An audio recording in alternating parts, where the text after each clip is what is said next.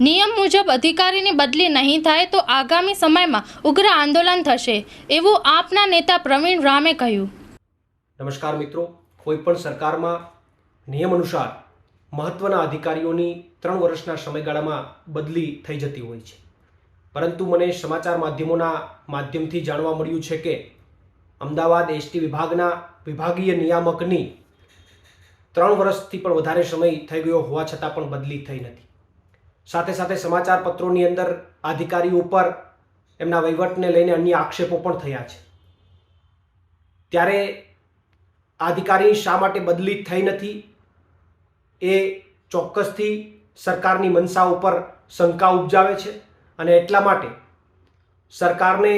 નમ્ર અપીલ કરવા માંગુ છું કે આ બાબતે નિયમ અનુસાર જે કંઈ પણ થતું હોય એ ઘટતું કરે એ ચોક્કસથી